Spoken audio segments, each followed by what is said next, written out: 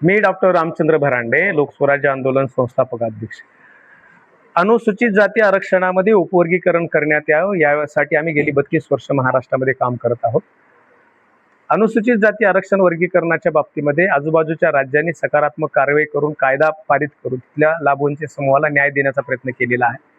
महाराष्ट्र सरकारकडे 16 मार्च पासून अनंत बदर समितीचा अहवाल पडून आहे, त्याच्यावरच्या हरकती मागवलेल्या होत्या 30 एप्रिल पर्यंत। अद्याप या बाबतीमध्ये काही सकारात्मक कार्यवाही होत नाही।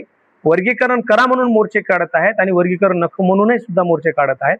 यामुळे या ठिकाणी अनुसूचित जाती अंतर्गतलं जे काही सामाजिक स्वास्थ्य आहे ते बिघडत आहे आणि त्याला बिघडवण्याचं काम सरकारचे प्रमुख म्हणून मला वाटतं सरकार करते की काय अशा प्रकारची शंका आम्हाला येते। जेव्हा विलंब होतो तेव्हा विलंब होणे म्हणजे न्याय नाकारणे, विलंब होणे म्हणजे इथला प्रश्न प्रलंबित ठेवणे अशी भूमिका असेल तर निश्चितपणाने ही गोष्ट सरकारला परवडणारी नाही। हे राज्य फुले शाहू आंबेडकर अण्णा भाऊंचं आहे, समतेचं राज्य आहे आणि या राज्यामध्ये इथल्या वंचितांना न्याय मागण्यासाठी ताटकळत बसण्याची वेळ येऊ नये, रस्त्यावर मोर्चे काढण्याची वेळ येऊ नये। सर्वोच्च न्यायालयाने जर हा निर्णय दिला असेल आणि सरकारची मनीषा देण्याची असेल तर विलंब का होतोय, ही भूमिका आम्ही या ठिकाणी मांडत आहोत। आणि म्हणून येत्या 15 सप्टेंबर रोजी नांदेडच्या जिल्हाधिकारी कार्यालयावर एक एल्गार इथल्या लाभवंचित जाती समूहाचा होणार आहे आणि यानंतर निश्चितपणाने सरकारला भूमिका घ्यावी लागेल हे सांगण्यासाठी आम्ही इथे याच महिन्यात 2 मोर्चे निघत आहेत आरक्षण उपवर्गीकरणाच्या समर्थनार्थ। याविषयी काय सांगाल? सरकारमध्ये असलेले लोक, सरकारच्या घटक पक्षाचे असलेले लोक, पदाधिकारी हे सरकारच्या बैठकांना उपस्थित असतात, वेगवेगळ्या कमिट्यावर पण असतात आणि परत इथं रस्त्यावर येऊन मोर्चे काढतात। ही दुट्टपी भूमिका आहे। मी स्पष्ट म्हणेन या लोकांमुळेच आरक्षणाच्या वर्गीकरणाचा कायदा होण्यासाठी विलंब होत आहे।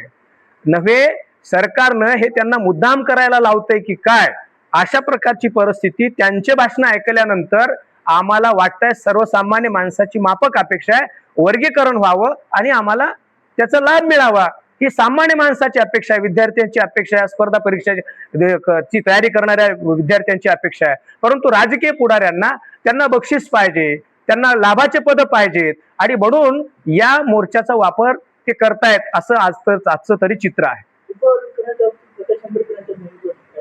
प्रकाश आंबेडकर साहेबांना आम्ही विनंती करीत आहोत, निश्चितपणानं त्यांचं मौन एका संकटालाही निमंत्रण देते आणि ते बोलले तर इथं जे काही परिस्थिती निर्माण झालेली आहे त्या परिस्थितीला निवळण्याचं काम आदरणीय बाळासाहेब आंबेडकर करू शकतात। मला वाटतं त्यांनी अधिकृत भूमिका वर्गीकरणाच्या समर्थनात मांडावी मी त्यांना व्यक्तिशः विनंती करेन।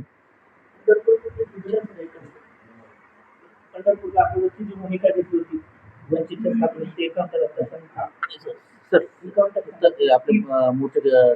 15 सप्टेंबरच्या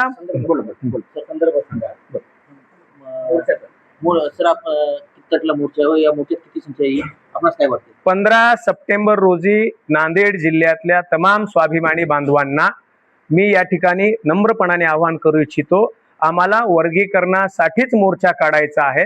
आम्ही लाभाच्या पदाच्या प्रतीक्षेत नाही। आम्हाला या ठिकाणी वर्गीकरणाला विरोध करणाऱ्या आमच्या जात बांधवांना विरोध करायचा नाही, त्यांच्याविषयी चकार शब्द काढायचा नाही, कारण का ते आमचे बांधव आहेत। वर्गीकरण हा विषय छोटा आहे, परंतु आम्हाला या ठिकाणी सर्व विषमतावादी व्यवस्थेच्या विरोधामध्ये लढायचं आहे आणि त्या लढण्यासाठीची एकजूट कायम असणार आहे हे आम्ही या ठिकाणी नमूद करत आहोत।